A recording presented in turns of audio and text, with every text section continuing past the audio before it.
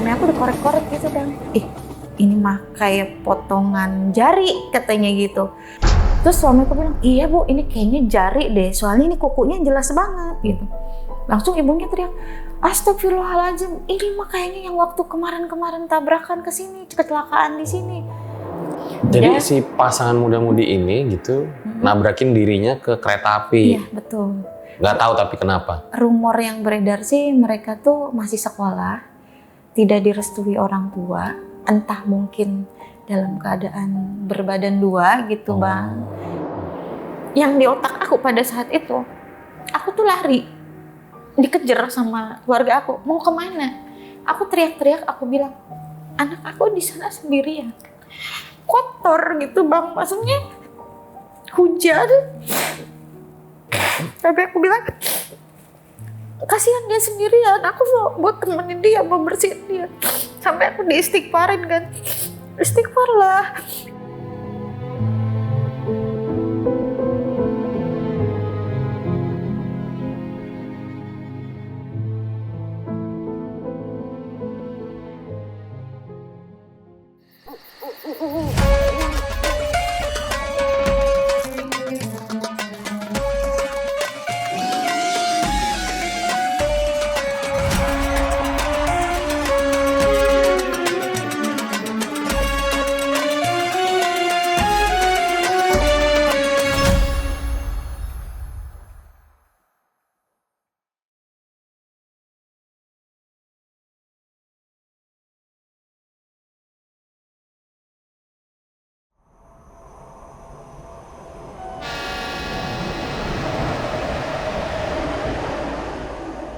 Di balik rumah yang ada di samping rel kereta api, biasanya ada suara gesekan-gesekan besi, serta suara-suara lain yang berhubungan dengan kereta api.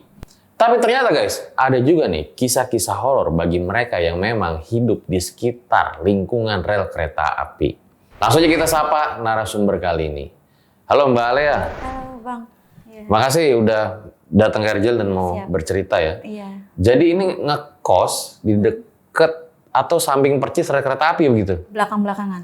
Belakang-belakangan? Iya. Maksudnya gimana? Jadi di belakang kosan itu langsung rel kereta api. Oh, jadi belakangnya langsung rel kereta api. Iya, betul. Banyak mengalami kejadian horor, salah satunya maaf, menemukan seperti tangan manusia gitu. Potongan jari. Potongan jari. Iya. Itu orang abis kecelakaan sama kereta, Bundir Bang. gak jauh dari kosan. Di belakang persis kosan kejadian bundirnya. Dan dari rentetan kejadian-kejadian horor itu, bahkan satu anak Mbak Alea sampai meninggal dunia, itu benar? Iya, setelah lahir ya. Setelah lahir 7 bulan. Itu kembar gitu ya Mbak? Kembar, cewek cowok. Ya, di bulan puasa ini kita doain lah ya, semoga salah satu anak dari Mbak Alea yang meninggal dunia dapat diterima di sisinya. Gitu. Amin. Oke, sip. Ditahan dulu ceritanya Mbak Alea ya. Nah, seperti apa kisah pada kali ini? Gue juga mengucapkan selamat menjalankan puasa buat para Ulan dan Erjel Satsat. Ini mungkin ada sedikit tayangan horor di siang hari. Langsung aja kita mulai, berikut adalah ceritanya.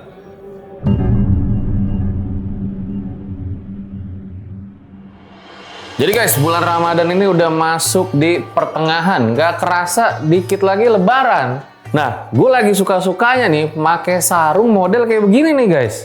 Kalian bisa lihat ya, ini sarung model nggak terlalu banyak motifnya, tapi juga ada motifnya. Nah, ini kalian lihat aja langsung nih sarungnya nih modelnya kayak gimana. Udah gitu, kayaknya tuh nyaman, enak lah dipakai buat sholat. Terus kalau misalnya ke masjid, jangan lupa nih bawa sajadah guys, ya. Siapa tahu nggak kebagian tuh. Ruangannya penuh. Nah, ini sajadahnya. Jadi, langsung aja guys. Kalau kalian pengen beli sarung kayak gue nih, model-model kayak begini, sama sajadah kayak gini, langsung aja bisa klik link di bawah.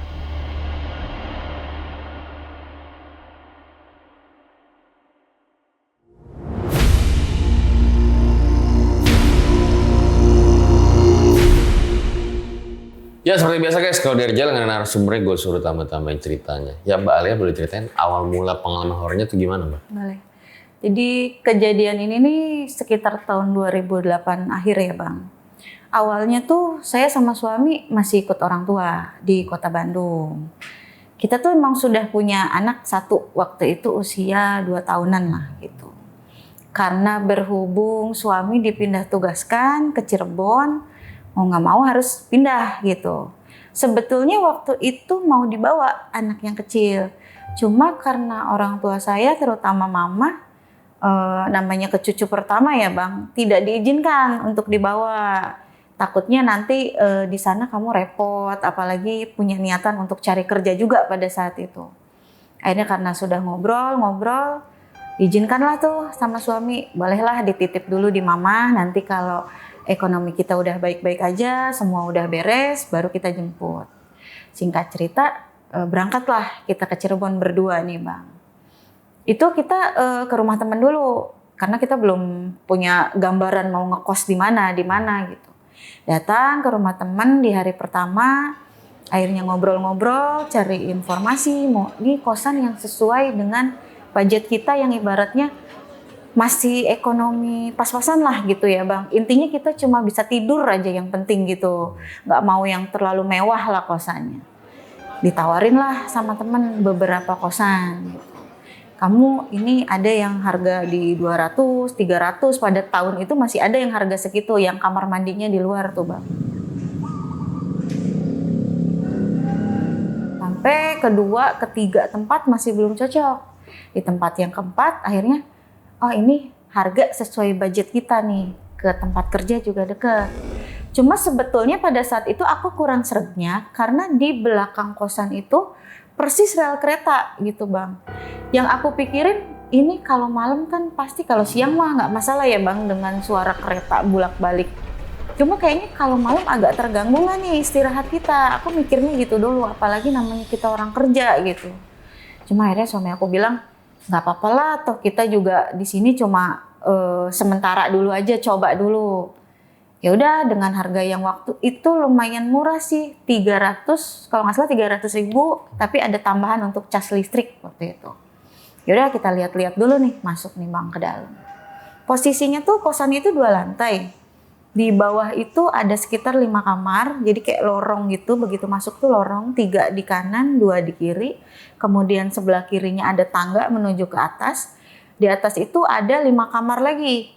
Di atas ada 5 kamar, di belakangnya balkon ke arah tempat jemuran, dan di bawahnya tuh udah langsung rel kereta api. Jadi kalau kita ngejemur tuh bisa sambil lihat kereta api lewat gitu Bang. Baru ada balkon depan lagi tuh di atas. Aku tanya, ini yang kosong kamar di mana? Ternyata satu-satunya kamar yang kosong itu yang paling pojok. Nah di pojok kamaran itu persis bersebelahan dengan dapur, tapi dia dapurnya yang udah nggak kepake gitu Bang. Jadi ada dapur umum lagi di atas. Dapur tuh ada 2. Kalau yang bawah itu memang udah nggak kepake si dapurnya, jadi dapur kosong. Hanya si kamar mandi yang untuk bagian bawah itu posisinya di dapur itu Bang. Jadi ini kamar mandi, ini gudang gitu, sebelahan sama kamar mandi. Awalnya aku pikir, duh takut ya, kayaknya di belakang banget gitu. Cuma suami aku bilang, udahlah kan ada aku ini, kalaupun malam diantar ke kamar mandi. Ya udahlah, singkat cerita kita deal tuh di situ Bang. Ngambil kosan di situ, besoknya baru kita pindah. Bebenah di situ, nggak ada masalah tuh. Hari pertama kita beres-beres di situ. Paling pun kalau ada namanya di belakang itu rel kereta kan kadang suara gedebuk kayak begitu doang lah Bang, bukan yang horor-horor lah, belum ada suara-suara begitu. Sampai setelah di hari ke-7 mulai tuh ada sesuatu yang menurut aku agak ganjil gitu ya Bang. Kebetulan memang kosan itu tuh mayoritas penghuninya tuh yang bekerjanya di malam hari. Maksud saya kayak pekerja-pekerja malam gitu Bang. Jadi kalau malam tuh memang sepi. Penghuni tuh jarang ada yang di kosan, kecuali kalau memang dia nggak berangkat kerja. Tapi kalau siang rame Bang, jadi ketuker di situ. Kalau malam yang nggak ada orang gitu. Kerja malamnya tuh kayak apa tuh? Kayak contoh di diskotik, di karaoke gitu Bang. Jadi memang mereka datang di jam-jam subuh gitu, jam 4 baru pada datang, mulai rame tuh situasi. Singkat cerita tuh malam itu kebetulan suami aku belum pulang Bang sampai jam 12 malam. Tepat di sekitar jam 1 aku dengar tuh suara pagar dibuka, pagar, wah ini belum datang gitu. Datang tapi kok nggak langsung masuk gitu bang. Biasanya kan cepet gitu ya, udah langsung suara kaki jalan gitu. Akhirnya aku keluar dari kamar, aku samperin, ternyata dia udah buka pintu depan gitu. Jadi dia udah masuk, terus aku bilang lama amat ya depan. Tapi dia mukanya agak kayak orang bingung gitu, bengong. Nggak apa-apa, nggak banyak ngomong apa-apa sih bang. Masuklah kita ke kamar, biasa namanya suami istri, aku sediain minum gitu ya bang, kayak biasa. Terus dia duduk, tapi sambil agak ngelamun, agak ngawang gitu. Tadi tuh makanya lama, katanya. Di depan tuh ada cewek cowok di gerbang. Aku nggak tahu dia datang dari arah mana, tiba-tiba dia nyamperin, terus bilang, "Kak, aku bisa minta tolong nggak?" katanya. "Ada barang saya yang ketinggalan di belakang. Kalau bisa abang tolongin saya, besok saya ambil." Bahasanya begitu bang. Cuma waktu itu aku bingung, ini orang dari mana? Maksudnya tetangga apa bukan gitu kan bang? Namanya kita orang baru di situ. Cuma karena posisi suami saya satu pulang kerja capek, terus juga bodo amat lah orang lain toh nggak terlalu kenal gitu. Jadi cuma diiyain aja, iya udah kayak gitu. Masuklah gitu, ditinggal dan itu nggak lihat lagi posisi mereka kemana gitu. Hanya setelah oke, nanti kalau ada saya bawain, cuma gitu. Setelah ngobrol gitu saya baru nggak bang. Belakang mana ini? Kan belakang kita tembok. Maksudnya kalaupun ada orang barang ketinggalan, berarti dia harus masuk dulu ke kosan ini gitu kan. Kecuali memang di belakang kosan. Tapi kalau di belakang kosan, dari arah kita nggak ada akses untuk keluar ke arah belakang gitu. Ini suami aku bilang, dipikirin banget, kenal aja nggak katanya gitu. Ya udahlah, kita biasa tuh bang tidur. Pagi bangun sekitar jam 7-an lah gitu. Cari sarapan yuk, aku bilang gitu. Sambil kita jalan-jalan ke arahnya, aku maunya ke arah belakang bang. Selama ini yang kita tahu kan arah ke depan gitu. Suami aku bilang, cari makan ngapain harus ke belakang? Nggak apa-apa, pengen tahu wilayah sini gitu bang. Keluarlah, oke, diokein, kita keluar. Itu baru keluar dari gerbang. Begitu aku tengok ke sebelah kiri, ke arah jalan belakang, ternyata di antara kosan aku dengan tembok rumah sebelah tuh ada lorong yang kayak space untuk satu orang jalan gitu bang. Iseng aku ngintip kan gitu, aku lihat begitu, ternyata udah langsung tembus ke rel kereta. Namanya orang kita baru gitu kan, ngelihat begitu. Aku bilang ke suami, itu tembus loh ke jalan kereta. Iseng ke situ yuk, maksudnya mau tahu lah aku ini belakang kosan kita nih kayak apa gitu. Kita kan selama ini taunya dari arah atas doang. Suami aku tadinya awalnya nggak setuju kita ke situ. Akhirnya ya udahlah diikutin tuh, masuklah kita ke situ bang. Ternyata begitu keluar gang, memang ke kiri itu tembok belakang kita, ke kanan itu masih ada beberapa rumah warga di pinggir situ yang nantinya tembusnya ke jalan utama, ada gang-gang lagi mungkin. Karena kita pikir kita mah tujuannya ke kosan kita gitu ya bang. Namanya kita lihat bangunan dari bawah, oh berarti ngejemur dari sini ke sini deket ya, masih ngobrol-ngobrol begitu bang. Pas lagi nggak sengaja aku ngelihat ke atas, ada yang aku injak, aku pikir maaf kotoran gitu bang, karena agak sedikit empuk gitu pas aku giniin. Aku pikir kan gitu kan, takutnya itu kotoran gitu bang. Tapi setelah dilihat-lihat kayak daging gitu bang. Tapi udah bentuknya udah agak hitam biru gitu. Terus kayak busuk gitu bang. Busuk dalam arti kayak ada yang gerak-gerak gitu loh. Kayak belatung mungkin gitu. Aku panggil suami aku kan. Ini apa ya? Maksudnya bangkai binatang atau apa? Aku gak sengaja injak. Tapi kok bentuknya lonjong aja gitu bang. Bulet gitu lah. Akhirnya sama suami aku dikorek-korek gitu bang. Ini mah kayak potongan jari katanya gitu. Aku bilang jari dari mana, orang nggak ada bentukannya. Ini ada kukunya loh katanya. Ini kayak kuku. Jadi si kukunya tuh masih kelihatan bang. Tapi karena mungkin itu udah lama ya, jadi kan udah bengkak gitu, udah membusuk gitu. Sampai dibolak-balik kayak gitu, ada ibu-ibu lah yang lagi nyapu yang dari arah rumah sana. Mungkin mereka heran ngapain di situ gitu kan. Panggil lah teriak, Neng, ngapain? Ada barang jatuh. Mungkin disangkanya jemuran atau apa gitu ya bang, jatuh. Aku bilang, Bu, pinjem sapu lidinya deh. Aku bilang gitu. Nyamperin lah si ibu. Kenapa Neng? Gitu. Coba Bu, digini-gini. Itu apa ya, bangkai binatang atau bukan? Soalnya bentuknya aneh gitu. Akhirnya sama si ibu juga digini-gini. Ini mah kayak jari tangan katanya gitu. Karena aku penasaran, aku lihat lagi dari dekat gitu bang, tapi udah kelihatan uget-uget gitunya kan. Akhirnya karena aku enak, aku agak mundur. Terus suami aku bilang, iya bu, ini kayaknya jari deh, soalnya ini kukunya jelas banget gitu. Langsung ibunya teriak, astagfirullahaladzim, ini mah kayaknya yang waktu kemarin-kemarin tabrakan ke sini, kecelakaan di sini. Heran dong aku bang, namanya ibu-ibu kan teriak suaranya kenceng. Itu yang dari sana ada yang nyamperin juga akhirnya. Kenapa? Takutnya ada apa-apa gitu. Nyamperin, si ibu itu bilang, ini kayaknya yang waktu kemarin nih, ada yang ketinggalan katanya gitu. Kaget aku di situ bang. Perasaan waktu dari aku datang nggak ada kejadian apa-apa gitu. Ternyata ada kejadian sepasang muda-mudi gitu bang. Mereka menghabiskan dirinya di rel kereta itu gitu. Itu kejadiannya tepat sekitar hampir 2 minggu yang lalu sebelum aku pindah. Kaget dong dari situ bang. Terus aku tanya-tanya lagi, emang di sebelah mana bu mereka itunya? Kejadiannya mah persis belakang kosannya Neng nih. Cuma rel kan ada 2 gitu bang. Rel yang agak ke sana katanya gitu. Cuma sih jenazahnya mental gitu bang. Jadi kesana kesini lah gitu, berhamburan mungkin kan. Karena aku udah gak kuat dengar cerita itu, aku minta buru-buru pergi gitu kan. Pada saat itu datanglah RT RW itu yang ngurusin itu. Aku bilang, aku nggak mau ikut-ikutan ya, aku nggak sengaja ini, sok silakan mau digimana-gimanain, maksudnya dalam arti silakan mau diurus ini jarinya mau diambil apa mau dikasihkan atau gimana, yang jelas aku nggak mau ikut, aku udah enak gitu bang. Jadi si pasangan muda-mudi ini gitu nabrakin dirinya ke kereta api. Iya betul. Nggak tahu tapi kenapa? Rumor yang beredar sih mereka tuh masih sekolah, tidak direstui orang tua, entah mungkin dalam keadaan berbadan 2 gitu bang. Dan jenazahnya juga diketemuinya sedang berpelukan gitu, cuma udah nggak utuh gitu menurut cerita warga situ. Aku denger cerita, namanya kita denger ada yang habis begitu di belakang ya bang, parno lah.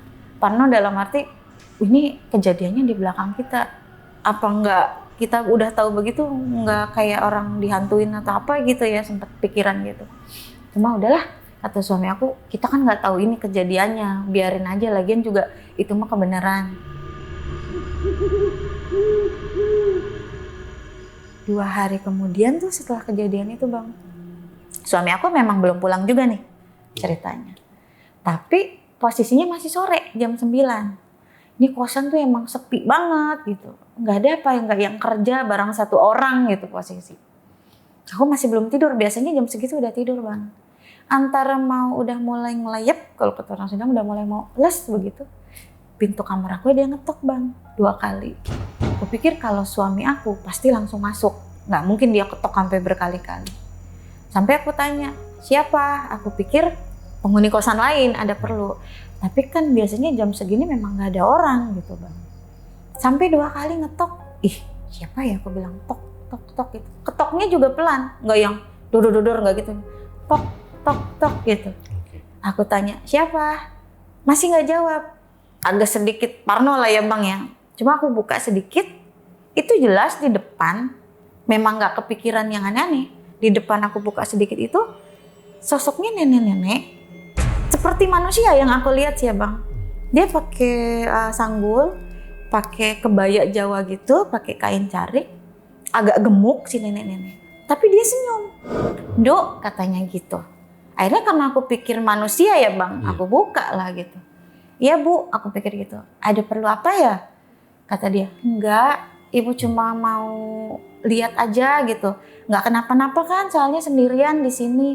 Nggak apa-apa bu, aman. Suami belum pulang, belum bu, bentar lagi. Ya wis, Nduk, ngomongnya gitu. Sing hati-hati ya, sing jaga diri, katanya gitu. Terus aku bilang, iya ibu di sini juga, maksud aku apa penghuni sini juga. Dia cuma senyum, cuma bilang, wis turu gitu, tidur katanya gitu pakai bahasa Jawa. Ya udah aku nggak banyak ngomong bang, aku tutup lagi pintu, aku tidur. Nggak ngemikiran itu siapa gitu ya, mungkin karena aku sendiri aja di situ kan. Suami aku datang nih malam, aku ceritain, tadi loh ada yang ngetok nenek-nenek. Kenal kata suami aku, enggak. Loh, kok bisa ngetok? Berarti dia masuk dong gitu. Maksudnya memang dia tahu lokasi sini. Maksudnya dia biasa bolak-balik sini. Aku juga nggak paham. emang dia ngomong apa, mau ada perlu apa gitu. Nggak ngomong apa-apa, cuma Dok nggak apa-apa aku bilang. Terus dia bilang, ya wes sing hati-hati, udah cuma ngomong begitu doang. Terus kata suami aku, ya udahlah mungkin perkenalan aja, mungkin dia memang ibunya pemilik kosan kali, kebetulan lagi ngontrol, kita nggak negatif ya Bang. Besoknya pagi-pagi biasa suami aku kerja, kan memang di kita rame emang siang Bang. Namanya udah mulai kenal sama penghuni kosan. Ngobrol aku bilang, aku tanya nih sama kosan yang kamar sebelah. Mbak, kalau nenek-nenek yang suka kesini ibunya ibu kos ya? Aku bilang gitu. Yang sebelah ngomong, nenek-nenek. Aduh saya nggak tahu katanya kalau nenek-nenek mah. Kalau yang punya kosan di sini nih dulunya bidan. Makanya ini dulunya bekas tempat praktek bidan. Cuma karena sudah tidak beroperasi, akhirnya dibikinlah kosan katanya gitu. Tapi dulu yang tinggal di sini emang nenek-nenek terus sama ibu bidan itu, terus katanya ibu bidan itu juga punya anak kembar nih gitu. Sama anaknya ibu bidan tinggal di sini dulunya. Cuma semenjak ibu bidan punya rumah baru lagi, akhirnya ini dibikin kosan katanya gitu. Oh, jadi nggak tahu itu. Aku kira itu neneknya lagi ngontrol di sini. Kalau nenek sih aku belum pernah tahu, katanya belum pernah ketemu. Mungkin itu anak kos lain juga memang nggak ada yang curiga ke situ Bang sama pertanyaan aku gitu.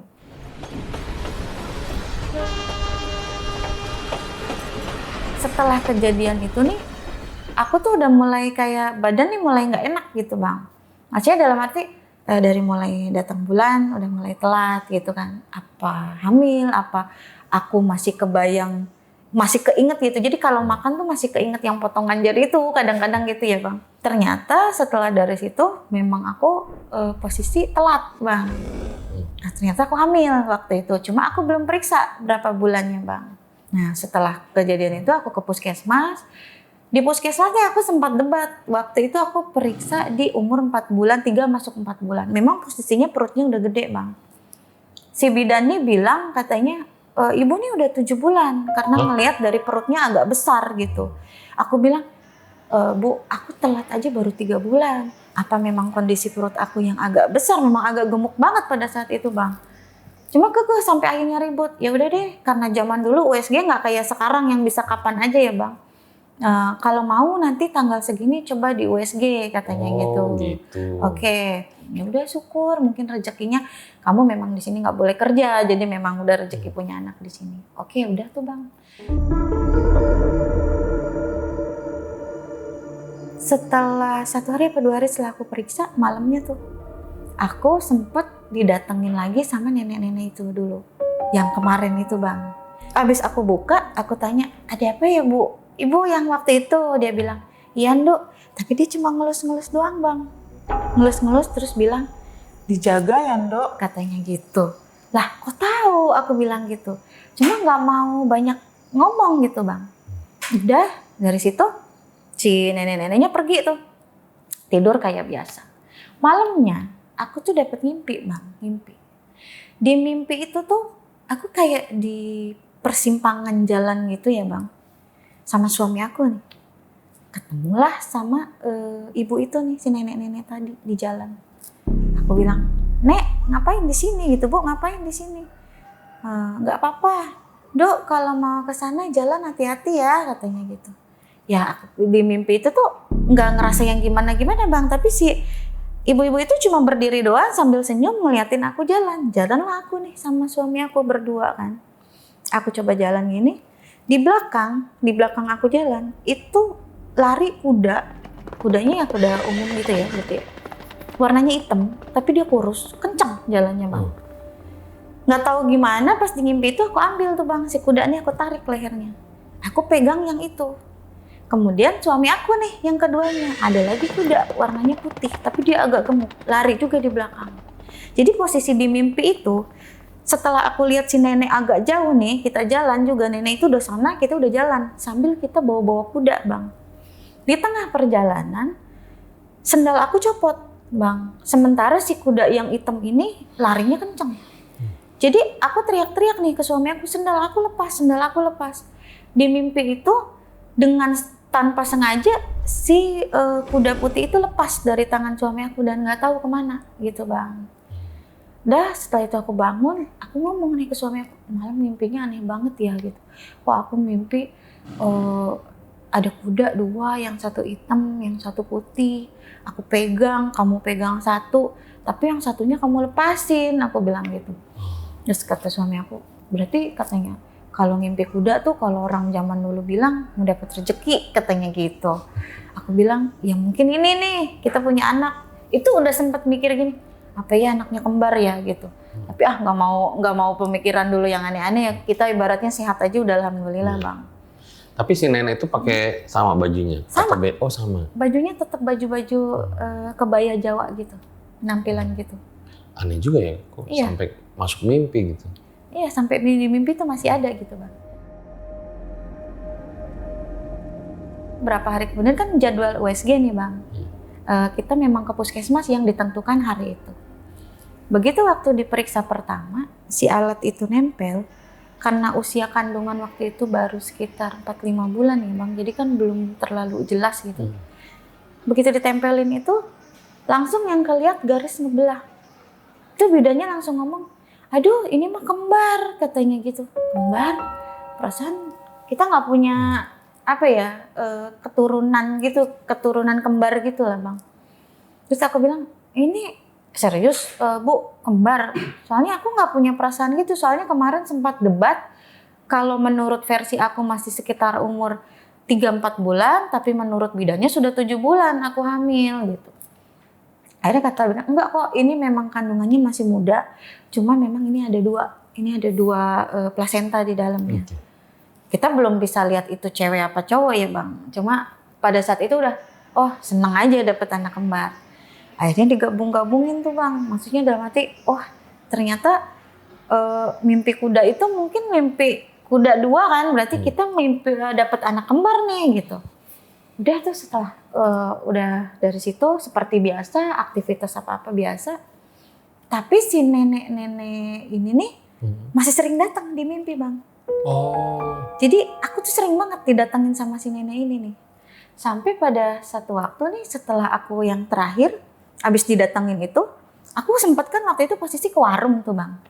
Abis dari warung, temen aku nih posisinya itu kalau nggak salah menjelang maghrib ya, sebelum maghrib lah. Jadi teman satu kosan itu nggak tahu gimana ceritanya, begitu aku pulang udah gaduh aja, udah rame. Dia lagi kayak orang kesurupan, kayak orang nangis gitu, lagi dipegangin sama orang. Dia duduk di tangga. Jadi posisi kamar aku sama tangga tuh adep-adepan, nggak jauh gitu bang. Dia duduk di tangga sambil andiprek miringnya begini. Terus mulutnya tuh sebetulnya itu lidah ya bang, tapi kayak orang lagi nyinang. Dan bahasanya tuh Jawa bang ngomongnya. Koe sopo gitulah, pakai bahasa-bahasa gitu, aku nggak ngerti. Intinya waktu dipanggilin orang pinter gitu, ditanya-tanya, intinya dia bilang, nih anak ini nih bikin gaduh di sini katanya. Anak ini siapa? Yang kesurupan itu katanya. Posisi mau maghrib dia bikin gaduh dengan, jadi dia posisi lagi sama pacarnya berantem mungkin bang, bolak-balik naik turun di posisi maghrib di kosan gitu. Mungkin ditegurnya seperti itu katanya. Pas dia turun tiba-tiba dia duduk gitu, terus langsung ketawa-ketawa sambil kayak gitu. Terus ini mulutnya sambil nyinang gitu, padahal itu lidahnya dia, jadi di kesini-siniin gitu bang, ngomong pakai bahasa Jawa. Kasih tahu anak ini gitu, kalau waktunya maghrib jangan berisik, terus jangan bikin kegaduhan di sini. Intinya nasihatin begitu. Setelah habis dinasihatin, habis diomongin tuh disembuhin, sembuh lah tuh bang. Ditanya lah, kamu tadinya gimana tuh anak ini? Aku tuh habis turun dari bawah memang lagi berantem. Terus kayak ada yang lewat ngalangin, nggak tahu tiba-tiba lemes aja katanya, duduk gitu, langsung duduk. Udah aku nggak sadar kalau habis digimana-gimanain. Dikasih tahu lah sama si yang tadi nyembuhin itu bahwa lain kali kalau mau maghrib jangan berisik gitu. Mungkin ada penghuni sini yang nggak suka sama kamu apa gimana gitu. Udah selesai dari situ tuh bang. Satu hari tuh pernah bang, jadi posisinya memang hampir menjelang maghrib. Kan dapur itu dapur nggak kepake bang, di belakang. Itu posisinya kalau dari arah kamar aku tuh, ke arah keluar dapur itu tuh memang kelihatan bang. Nggak tahu emang nggak sengaja posisinya apa memang lagi kebetulan aku diliatin gitu. Aku mau masuk kamar, aku ngeliat ada yang berdiri di belakang dapur itu di pas arah keluar. Kalau aku bilang sih lebih mirip kayak peri gitu ya Bang, karena dia pakai baju putihnya panjang gitu. Tapi dia bawa tongkatnya tuh yang kayak ada mahkotanya gitu Bang. Tapi dia cuma berdiri doang di pojokan situ. Dan aku nggak tahu dia ngelihatnya ke arah mana karena posisi kan remang-remang mau maghrib ya Bang. Cuma begitu ngelihat gitu agak takut juga, aku langsung buru-buru masuk gitu. Itu besoknya setelah aku ngelihat itu aku bilang sama suami, gue nggak mau ke belakang lagi. Emang kenapa? Sempet lihat ada perempuan gitu di belakang. Takutnya penghuni sini. Aku udah mulai dengerin hal-hal yang aneh lah di sini, kayak kadang ada suara nangis, kadang ada suara dari arah belakang kayak ada yang tolong gitu Bang. Udah mulai setiap malam tuh udah mulai ada kedengeran yang aneh-aneh lah gitu, sampai puncaknya yang kemarin aku lihat ada perempuan seperti itu gitu. Karena suami aku penasaran, sebelah mana nih kata dia gitu. Aku kan sama suami berani Bang ke belakang dan posisinya juga masih siang lah, masih sore lah gitu kan. Ini loh dari sini, nah dia berdiri banget pas deket tempat jemuran, dia berdiri di sini, saya bilang gitu.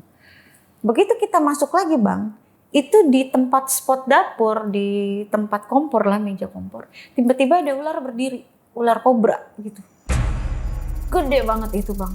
Namanya aku perempuan panik kan, teriak-teriak nih. Penghuni kos untung masih pada ada, ke belakang lah semua. Tapi semua ngelihat itu ada ular itu Bang. Malah kita sempet ada yang bawa kayu kan, mau nyari. Tapi nggak tahu gimana ceritanya, yang posisi di dapur itu suami aku sama laki-laki ada satu lagi lah. Kita manggil orang gitu, nggak tahu tetangga atau apa, aku lupa itu siapa. Yang jelas yang cewek-cewek udah pada keluar Bang, nggak berani itu di dapur. Jadi yang nguprak duaan di dapur nih orang itu. Yang bikinnya aneh kan di dapur itu nggak ada barang sama sekali Bang. Kalau ular itu mau ngumpet atau gimana, harusnya kelihatan. Karena posisinya nggak ada barang. Sampai akhirnya dicari dengan dia kelayar-kelayar ke sana sini, itu hilang dengan sendirinya tuh si ular kobra tuh. Dan kenapa bisa bilang kobra? Karena pada saat aku melihat pertama kali memang dia begini posisinya gitu. Emang lagi begini banget. Jadi ularnya hilang? Ularnya hilang. Setelah dicari kemana-mana nggak ada sama sekali. Sampai akhirnya kita taburin garam karena takutnya ngelewat gitu kan. Sampai aku bilang ke suami aku, ke anak-anak kosan, kemarin aku sempat lihat loh ada perempuan di sini. Apa mungkin gitu kan ada hubungannya sama yang aku lihat gitu Bang, perempuan itu. Dan ternyata beberapa penghuni kos pun sempat pernah ada yang lihat seperti itu Bang. Cuma mereka lebih ke sekelebatan aja. Ular ke arah juga dapur. Nggak perempuan itu. Kalau ular itu baru pada saat itu mereka lihat. Jadi selama ini nih nggak pernah ada ular. Karena kalau mau dibikin itu dari belakang pun, aku rasa belakang tuh rapet banget gitu. Nggak mungkin ada, kalaupun ada pembuangan air kayaknya mungkin dari pembuangan air pasti ke kamar mandi atau ke dari mana gitu Bang. Sementara ularnya besar banget gitu, tiba-tiba dia ada di dapur. Intinya pada saat itu karena kita takutnya nanti si ular ke kamar, dicari-cari di situ nggak ada sama sekali itu ular. Sampai diubek ke sana sini tuh nggak nemu sama sekali. Takutnya kita masuk ke gudang, sampai gudang pun yang akhirnya aku tahu itu gudang isinya apa gitu Bang. Dibuka itu ya memang nggak ada sama sekali gitu. Oke, setelah dari situ udah mulai biasa lagi tuh ya Bang. Cuma udah mulai, kayaknya gue nggak bisa di lama-lama di sini, udah mulai nggak betah ya. Udah mulai 7 bulan nih ceritanya. Aku ketemu sama pemilik kosan. Jadi dia yang sering jaga nih ceritanya. Karena kebetulan aku penasaran tuh Bang ketemu sama pemilik kosan itu. Aku tanya kan, emang baru pertama kali juga ketemu. Bapak yang punya kosan ini? Terus dia bilang, saya bukan yang punyanya, tapi saya orang kepercayaan yang ngurus kosan ini. Emang kenapa? Enggak, soalnya waktu itu ada ibunya yang punya kosan deh kayaknya datang ke sini. Dia agak heran dong Bang saya ngomong gitu. Ibunya yang punya kosan, maksudnya gimana Mbak? Ibu kosnya apa neneknya katanya gitu. Saya nggak ngerti itu siapa Pak, saya bilang gitu. Pokoknya ada yang datang ke saya, ibaratnya dia cuma sapa-sapaan aja lah, nanya keadaan saya gimana doang, nggak yang banyak tanya soal kosan atau gimana. Karena si bapaknya penasaran, Neng tuh ketemunya sama Bu Bidan katanya gitu. Bu Bidan umurnya berapa? Saya bilang gitu kan. Terus kata dia, Bu Bidan mah mungkin sekitar umur 40-an lah, 40-50, masih sesek gitu, masih. Bukan, aku bilang gitu. Ini yang datang ke aku, nenek-nenek agak gemuk, pakai pendek gitu, terus ngomongnya Jawa. Emang Ibu Bidan bahasanya Jawa? Aku bilang. Itu dia langsung kaget bang, langsung gini, nenek-nenek orang Jawa katanya. Iya. Sini loh mbak, aku ajak ngobrol dulu. Akhirnya kita duduk tuh di depan. Kenapa ya pak? Mbak beneran ketemu sama nenek-nenek itu? Terus aku bilang kan, iya 2 kali aku datang ke kamar dia. Ngobrol, malah kita sempat ngobrol. Aku pikir lagi ngontrol kosan kayak biasa, cuma posisinya datangnya malam pak. Aku bilang gitu. Coba deh sebutin lagi ciri-cirinya. Aku ciri-ciriin lagi bang, orangnya gemuk gitu. Dia pakai kebaya, pakai kain jarik, pakai konde, terus orangnya putih. Aku bilang gitu. Ngomongnya bahasa Jawanya Jawa lemes gitu, kayak Jawa ini banget gitu kan. Terus kata dia, Mbak, aku kasih tahu ya, tapi jangan kaget. Setahu aku yang punya kunci serep kosan ini, kalau bukan pemilik kosan, itu cuma Ibu Bidan sama saya.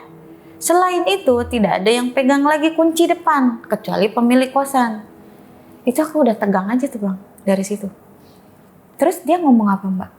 Aku nggak inget dia ngomong apa-apa, cuma yang aku tahu terakhir dia datang waktu ketemu aku itu, dia cuma ngelus perut aku, terus dia bilang, dijaga ya ndok bayinya, cuma bilang begitu doang bang. Terus habis dari situ dia bilang, si bapak nih, Mbak, jadi nih yang punya kosan ini, itu Ibu Bidan.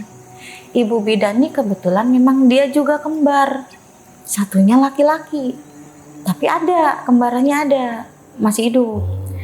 Dan yang Mbak ceritain itu persis ciri-cirinya kayak ibunya Bu Bidan. Baru sampai situ lah bang. Akhirnya aku bilang, ya berarti benar, itu ibunya Bu Bidan. Aku masih belum ngeh ya, ibunya Bu Bidan kali lagi ngontrol. Tapi Mbak, ini mohon maaf, jangan kaget. Iya kenapa? Ibunya Bu Bidan udah lama meninggal, waktu masih tinggal di sini. Itu udah langsung gimana ya bang, sampai sekarang aku kalau inget merinding ya. Aku langsung udah shock. Hah? Terus yang ketemu aku, yang ngusap perut aku udah lemes aja itu bang. Terus si bapak itu bilang, Mbak lagi hamil? Iya lagi hamil.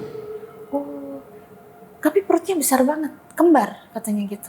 Aku bilang, kalau USG terakhir kemarin baru disebutin, iya ada 2 janinnya. Tapi saya nggak tahu cewek apa cowoknya. Barulah si bapak itu nyimpulin. Bapak itu bilang, mungkin ya mbak, mungkin. Jadi si nenek nih dulunya memang sayang banget sama Bu Bidan nih. Bu Bidan ini anak kesayangannya banget nih, si kembaran ini nih. Jadi kalau kemana-mana tuh yang paling diutamain 2 ini. Mungkin karena mbak lagi hamil, anaknya mungkin mbak bilang 2, akhirnya mbak tuh didatengin sama si nenek itu. Tapi kan aku nggak tahu kalau itu udah meninggal pak. Aku bilang, yang datang ke aku ini bentuknya wujudnya nenek-nenek, bukan hantu, bukan apa. Aku bilang gitu. Terus kata si bapak itu, ya udahlah Neng, mudah-mudahan sih nggak ada apa-apa, mudah-mudahan sih cuma jagain Neng aja katanya gitu. Tapi kan tetap parno ya bang setelah kejadian itu gitu.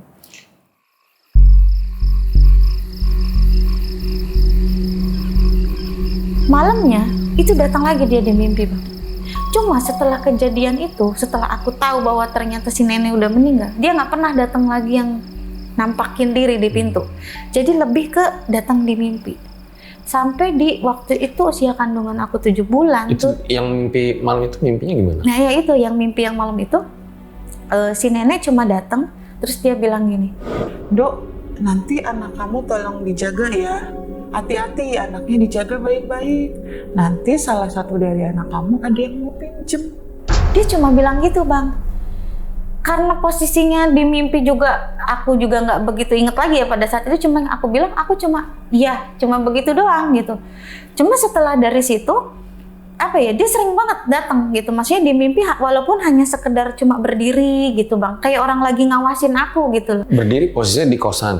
Maksudnya kayak nggak tahu di mana posisinya sih, aku nggak inget itu di mana. Intinya setiap di mimpi itu, kalau misalnya di posisi mimpi itu nenek itu ada tapi agak jauh.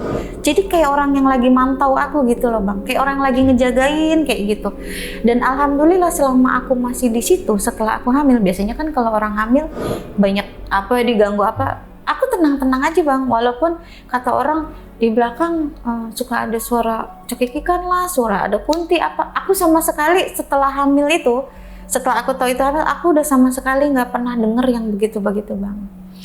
Cuma ketika sudah usia menginjak ke-8 nih, karena kita di kota orang ya bang, akhirnya aku putusin untuk pulang ke rumah orang tua. Pindahlah aku dari kosan situ bang.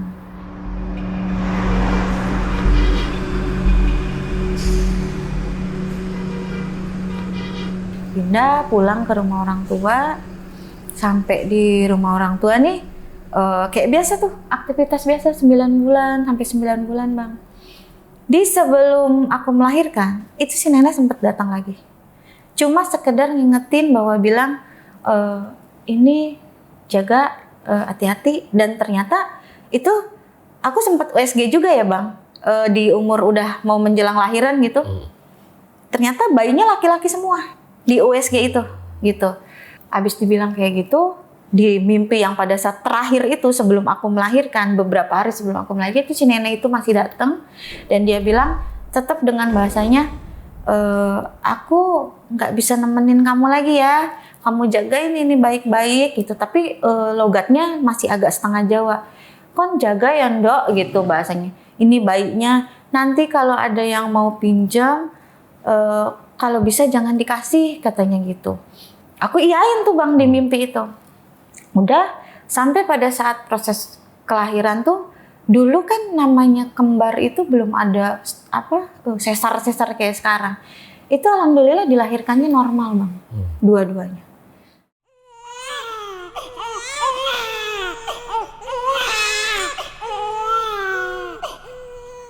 Setelah lahir kayak biasa, 40 hari pertama setelah anak itu lahir bang, ternyata bayinya itu, maaf sebelumnya dulu ya, setelah lahir tuh bayinya ternyata kembarnya laki-laki dan perempuan bang, kembarannya ini.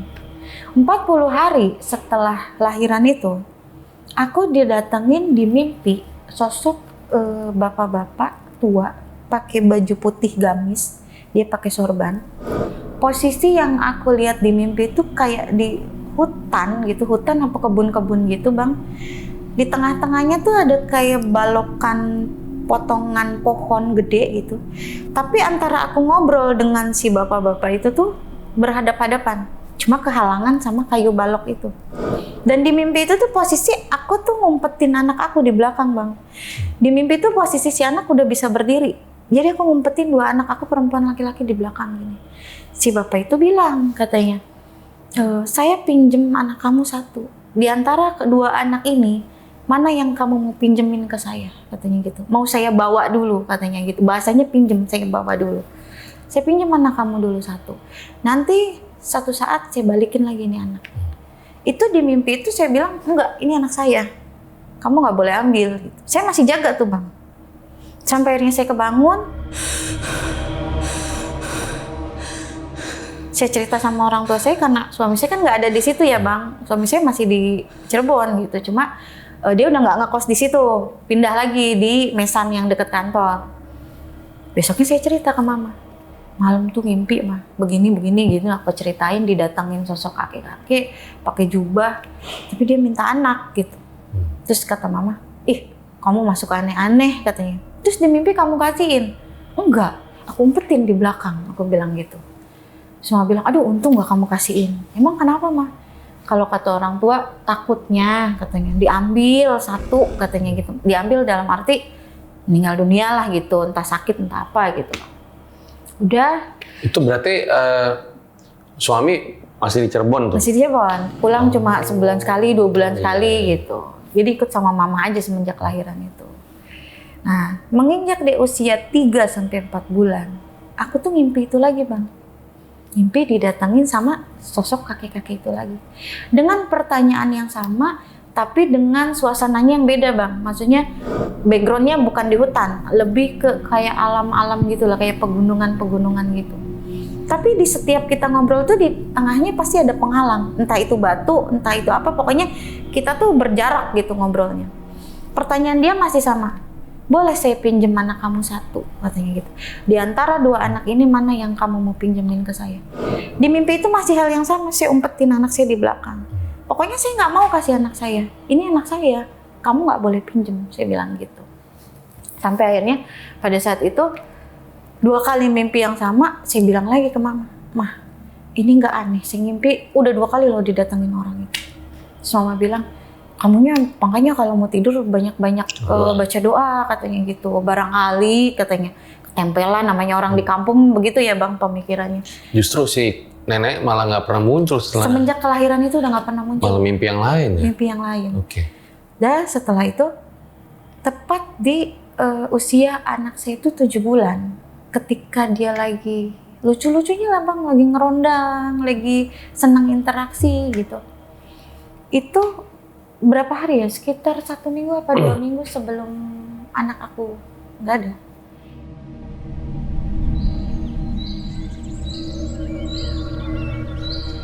Aku didatengin sama kakek-kakek itu lagi. Dan itu posisinya dia tuh kayak apa ya? Kayak nggak sendiri Bang, kayak banyak orang di belakang. Kalau itu mah kayak ada jemaah mungkin di belakang karena bajunya sama semua gitu Bang. Pertanyaannya masih sama, tapi dengan kayak orang negesin, kalau kamu suruh milih antara yang perempuan dengan yang laki-laki, mana yang kamu pilih gitu. Dan itu spontan di mimpi itu aku bilang yang perempuan gitu. Aku pilih yang perempuan. Terus dia bilang, "Kalau gitu pinjemin anak laki-laki kamu ke saya. Saya minta 1," katanya gitu. "Nanti suatu saat kamu bakal ketemu lagi sama anak ini. Saya cuma pinjem," katanya gitu. "Nanti kamu bakal ketemu lagi sama anak ini." Entah kenapa di mimpi itu Bang, yang perempuan aku gendong, yang laki-laki aku kasihin. Dibawalah itu anak. Dan di mimpi itu aku lihat aku gendong anak yang cewek, si anak cowoknya digendong sama si bapak-bapak sorban itu, mereka pergi beriringan. Tapi anak itu nggak nangis Bang, dipindah posisi itu. Pergi dan tiba-tiba aku kebangun kaget dari situ. Cuma aku nggak berani cerita ke Mama dulu, maksudnya takutnya namanya orang tua kan langsung berasumsi di, wah ada begini gitu. Itu jamaahnya pakaiannya masih ingat Sama, putih semua. Putih-putih gitu lah intinya semua, ya. gitu. Dan waktu dibawa itu kan si anak nih kayak digendong, didaplokin gitu. Dan anaknya cuma ngeliatin gitu aja Bang. Kan harusnya anak kecil ada nangis-nangisnya gitu. Ini nggak nangis sama sekali Bang. Dan aku pun pada saat itu cuma ngeliatin aja di mimpi gitu. Ternyata 2 minggu setelah kejadian itu Bang, tiba-tiba di tengah malam nih,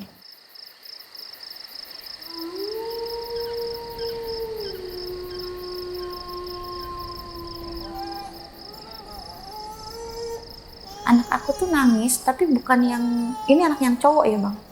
Nangis tapi bukan yang nangis kayak anak rewel sumbang apa gitu, cuma oh gitu. Setelah aku cek, dilihat dia buang-buang air terus tuh semalaman. Tuh nggak berhenti buang air sampai ke paginya, yang udah keluarnya kayak air gitu Bang. Jadi saking mungkin dia buang air terus. Pagi-pagi kita bawa ke bidan. Dan di bidan itu nggak ada deteksi yang wah ini sakit ini, dan panasnya juga bukan panas tinggi, anget biasa gitu. Bidan cuma bilang, "Wah ini anaknya kena bakteri," katanya. Mungkin dari botol susu yang kurang steril. Terus aku bilang, "Jadi gimana, harus dirawat apa gimana?" Bidan cuma bilang gini, "Kalau 2-3 hari masih begini dirawat aja, tapi ini mah nggak apa-apa, cuma bakteri aja." Jadi aku pikir aman lah Bang, hanya buang-buang air, mungkin diare gitu. Kasihlah obat tuh sama bidan. Pulanglah kita kayak biasa.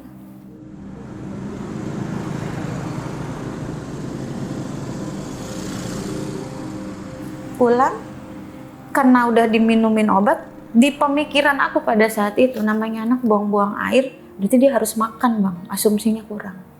Aku suapin 1 mangkok tuh, 1 bungkus sendiri itu Bang. Plus susu 1 botol yang besar. Itu habis. Itu aku suapin di jam 8 pagi. Pulang dari bidan. Itu habis semua. 1 mangkok, susu 1 botol. Setelah itu dia tidur. Aku pikir pada saat itu ya udah nih anak sembuh gitu loh Bang, udah mau makan, udah mau minum susu, udah mau tidur setelah dikasih obat. Tepat di jam 12 siang setelah lapor, nih anak tiba-tiba kayak anpal yang gitu Bang, matanya hampir ke atas, agak kaget kan, maksudnya tadi nggak apa-apa gitu. Aku panggil mama, mah ini kenapa gitu, namanya udah mulai panik Bang sendirian. Mama bilang, ini mah kayak anak apa ya, kalau orang di kampung bilang sawan gitu Bang. Bawa ke ustadz ini katanya, ada orang kampung situ Bang. Dibawalah ke ustadz itu, tujuannya minta air doa gitu Bang. Karena aku nurut aja apa kata mama. Dibawa ke ustadz itu, kayak dicuciin muka gitu. Terus ustadznya bilang gini, Neng, kalau bisa mah ini dulu, hijrah dulu katanya. Keluar dulu dari desa sini sampai anaknya sembuh katanya gitu. Terus aku bilang, emang kenapa tuh Pak Ustadz? Kata aku gitu. Kata dia, ya pokoknya mah kalau anaknya udah sehat, Neng baru pulang lagi. Sekarang mah mending bahasanya tuh kalau orang kampung bilang titirah katanya. Titirah aja dulu ke rumah saudara atau ke rumah siapa. Intinya jangan tinggal di situ gitu Bang. Dikasihlah air sebotol tuh Bang. Katanya suruh dicipratin ke pojok-pojok. Ya namanya kita ngikutin adat situ ya Bang. Diikutin lah tuh, dicipratin. Sampai di jam 2, nih anak masih begitu Bang. Tambah lama tambah kesini, kok namanya feeling ibu ya Bang. Udah nggak bener nih anak. Itu aku udah setengah udah setengah nggak sadar, udah nggak peduli sama saudara kembarnya karena ini kan dipangku terus waktu itu Bang. Aku bilang, Mah, aku mau ke UGD. Kata mama, kamu mau sama siapa? Sendiri, aku bilang gitu. Itu karena udah stres, udah sambil nangis lihat anak yang udah udah begitu kan Bang, namanya ibu udah soak kan aku ngelihatnya. Itu baju bayi aku masukin ke kantong plastik. Aku nggak tahu itu kantong plastik bekas apa, yang jelas aku intinya aku bawa baju nih, pasti anak bakal dirawat gitu. Aku bawa, posisi dari rumah aku ke jalan raya itu sekitar setengah kilometer lah, agak jauh lah Bang pokoknya untuk ke jalan raya nih. Aku lari itu kalau nggak salah sendal aku udah nggak karuan, udah setengah-setengah Bang. Aku lari ke jalan, sampai aku nyampe jalan raya, itu aku nyari angkot, nggak ada angkot yang berhenti Bang.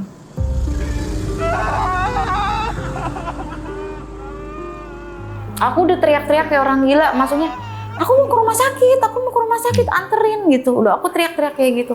Tapi kenapa nggak ada yang berhenti gitu? Sampai ada delman berhenti pun, dia bilang saya nggak bisa masuk kawasan rumah sakit itu. Jadi kebetulan rumah sakit satu-satunya ini rumah sakit elit gitu Bang, yang terdekat di situ gitu. Dan aksesnya tuh kayak masuk ke gerbang security gitu, dan emang delman tuh nggak boleh masuk ke situ.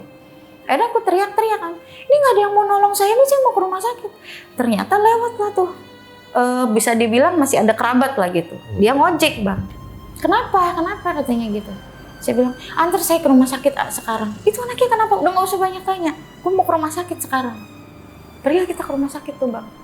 Itu udah nggak mikirin apa-apa, yang aku lihat selama di jalan aku gini Bang, aku masih inget banget itu lihat mukanya dia, nggak ada dia nangis yang kayak anak tantrum gitu, cuma tapi matanya ngelihat ke aku banget gitu. Sampai aku bilang gini, sabar ya Dek, rumah sakit udah deket gitu. Sampai gerbang rumah sakit Bang, itu anak tiba-tiba nya tuh agak kenceng, dari mulut, dari hidung itu muncrat Bang, susu apa semua muncrat. Wah, udah tambah shock aku Bang. Turun dari motor, aku lari lagi, udah nggak peduli sama itu ojek yang tadi. Aku lari sampai aku gebrak-gebrak meja UGD kan. Aku bilang, UGD mana? Aku bilang gitu. Bawalah aku ke dalam kan. Itu udah aku taruh di kasur, aku udah begini aja Bang, udah nggak karuan. Ngelihat alat dipasang, anak sekecil itu kan dipasang alat sana sini. Terus apa itu yang kayak detak jantung begitu, lihat anak aku dibegituin yang loncat-loncat. Aku udah mojok di pojok, udah ngelihat, udah nggak sanggup. Sampai di 15 menit kalau nggak salah, tiba-tiba si dokternya bilang, Ibu kesini sama siapa? Sendiri. Bisa ngubungin keluarganya? Ada apa ya Dok? Aku belum ngeh anak itu nggak ada Bang, karena kan nggak ngerti dengan yang detakan begitu. Cuma pas dokternya belum ngomong meninggal, aku lihat si perawat nih nyatuin tangan, ditaliin gitu Bang. Itu aku ngamuk sejadi-jadinya bang. Di situ aku nangis, aku teriak-teriak, anak aku diapain gitu. Maksudnya, lu ngapain anak gue ditali-taliin gitu, anak gue masih hidup gitu. Emosi saya di situ bang. Udah tabung gas, udah apa segala. Aduh saking berani-beraninya ngikat anak saya ditali begitu seolah-olah anak saya udah meninggal gitu. Akhirnya dipegang lagi sama security bang, ditenangin. Dan ternyata tukang ojek yang tadi nganter itu dia masih ada di depan. Dia masuk ke dalam, terus kenapa dikasih tahu lah sama dokter kalau anaknya udah nggak ada. Aku udah nggak karuan bang, udah nggak, tapi aku nggak pingsan, masih ngeliat itu anak ditaliin, itu anak diikat sampai aku bangunin gitu bang. Aku masih nggak terima itu anak nggak ada gitu. Akhirnya si tukang ojek itu manggil keluarga aku lah untuk pulang gitu, untuk ngambil jenazah. Pas setelah udah datang, aku udah nggak bisa ngomong apa-apa, ya udah takdirnya begitu mungkin bang. Itu dibawa pulang, aku udah nggak bisa ngomong, udah nggak bisa apa, udah nggak inget apa-apa. Sampai itu dibawa pun, jenazah ditaruh di depan ruang tamu pun aku udah nggak mau lihat bang. Aku di kamar yang nangis terus-terusan nggak berhenti, ya namanya kita ditinggal anak bang. Sampai aku lupa bahwa ternyata masih ada kembarannya lagi tuh, aku lupa. Nggak keinget itu bang, karena saking shocknya. Anak semalam masih nggak apa-apa, masih aku bawa-bawa gitu, tiba-tiba aku lihat, ibaratnya aku yang bikin aku emosional pada saat itu, dokter belum ngomong meninggal, belum nyampein ke aku, tapi aku udah lihat pakai mataku sendiri, perawat udah naliin tangannya, udah dibeginiin gitu bang. Itu yang aku bikin emosional banget, namanya seorang ibu ngelihat anak dibegituin kan jelas nggak terima banget. Sampai itu jenazah udah di tengah rumah tuh, aku masih nggak mau lihat. Aku baru lihat besoknya setelah mau dimakamkan, dipanggil kan, lihat dulu untuk yang terakhir gitu. Mau nggak mau ya namanya sama anak bang, aku lihat. Baru tuh aku nangis bang. Tuh aku kalau inget itu jadi nangis, nggak apa-apa ya bang. Ingat itu, maksudnya apa ya? 7 bulan tuh kan lagi senang-senangnya ya bang, lagi lucu-lucunya gitu ngeliat anak kayak gitu. Tiba-tiba nggak ada, udah shock banget, bener-bener shock. Inget dia pas lagi nggak adanya gitu. Sampai akhirnya mau dimakamin, aku sempet lihat untuk yang terakhir. Terus aku minta dibawa, aku ikut ke makam.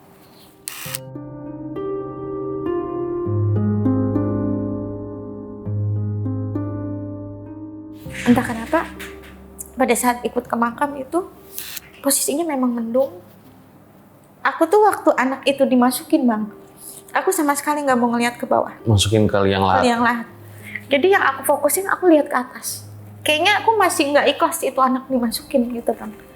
Sampai itu dimasukin, diadanin, itu aku nangis tapi mata aku ke atas, aku nggak mau ngeliat ke dia. Udah selesai dikuburin, semua orang udah pergi, aku masih di situ. Itu posisi kan udah mendung, semua udah maksa pulang. Aku bilang tunggu sebentar, aku masih pengen di sini. Sampai akhirnya aku dipaksa pulang, aku pulang ke rumah. Sama sekali nggak inget dengan ada masih saudaranya gitu kan. Dan mungkin emang keluarga aku juga masih mahamin, akhirnya dibawalah itu yang kembarannya, maksudnya diasuh dulu sama yang lain gitu. Dan di sore hari itu bang, setelah penguburan itu tuh hujan.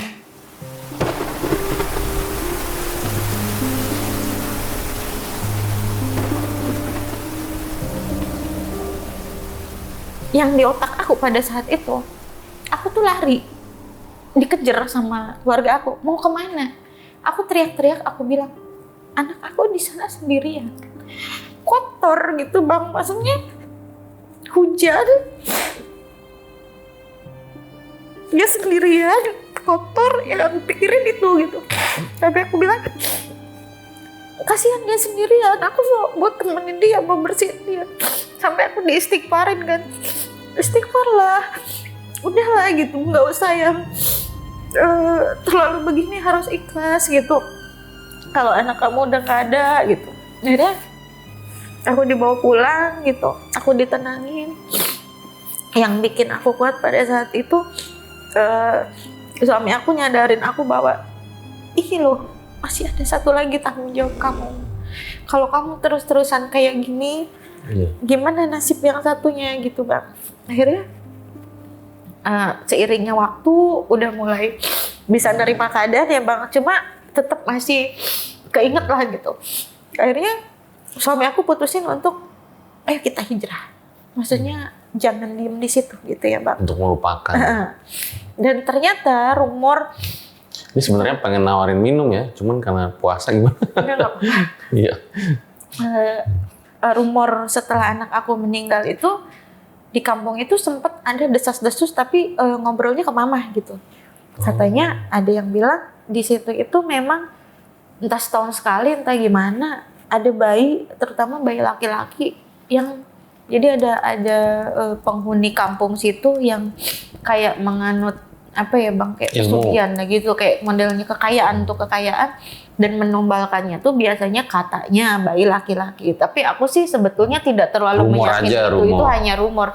Namanya orang di kampung itu jangan-jangan ini ditumbalin, makanya disuruh hijrah pada saat itu gitu sama si ustadz gitu. Akhirnya udah setelah dari situ kita pindah, anak yang cewek itu akhirnya aku bawa juga kan. Kalau yang gede tetap masih di mama.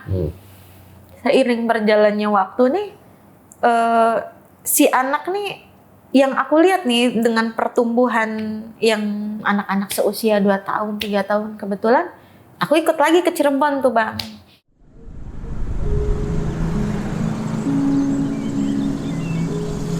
Dan suami aku nih dapat tempat tinggal yang bersebelahan dengan gudang tempat dia kerja gitu. Jadi akses kita nih dari rumah ke gudang nih cuma kehalang pintu Bang. Bukan yang kereta lagi ya? Bukan, pindah tempat lagi. Kita memang udah dikasih tempat posisinya. Jadi si anak nih kalau misalnya pas karyawan belum datang, itu si anak nih suka lari-lari di gudang situ Bang. Yang aku sering beberapa kali lihat nih, dia tuh kayak lagi kejar-kejaran sama orang gitu Bang. Kayak lagi main sama orang, sering main gitu sama orang. Sampai aku bilang, ini anak apa ada yang ganggu, apa ditemenin sama sosok begitu gitu. Cuma yang jadi pertanyaan aku pada saat itu, ini anak nih beberapa kali aku nemuin kejadian kayak di luar logika ya Bang. Contoh nih, jadi kayak ada perumahan di sana itu kan bentuknya antara dari jalan raya ke pintu masuk itu ngumpang gitu lah Bang, tangga gitu. Logikanya kalau anak umur 2 tahun dengan tangga yang segitu tinggi, kalau dia jatuh harusnya guling-guling nyungsep, adalah luka gitu. Tapi anak ini hampir 2 kali jatuh di tempat itu. Dia jatuh nungging begitu, tapi di bawah dia posisi dalam keadaan duduk. Jadi kayak ada yang nahan Bang. Dan aku kaget dari atas pas dia jatuh, aku teriak, aku samperin. Itu sama sekali nggak ada lecet, nggak ada luka, nggak ada benjut. Aku tanya, sakit nggak? Enggak, katanya gitu. Jadi kejadian-kejadian yang kayak dia kayak orang yang jatuh, nggak pernah luka. Terus kan itu sebelah kan gudang ya Bang. Logikanya anak kecil nggak mungkin kalau ketindihan, apalagi itu kayak minuman-minuman cup gitu. Kalau dia ketindihan itu kan pasti harusnya nangis Bang. Atau ketindihan yang dia nggak bisa untuk ngelepasinnya. Sementara ketindihannya hampir 2-3 dus, tapi dia bisa bangun sendiri gitu. Aku sampai heran begitu dia pas gitu kan gedubrak gitu kan. Aku samperin, aku cuma bisa teriak, tapi nggak lama dia bangun sendiri. Kataku, ini anak dus segitu beratnya, tapi dia bisa bangun gitu kan udah hal yang aneh gitu. Sampai umur sekitar menjelang TK lah, dia udah mulai komunikasi.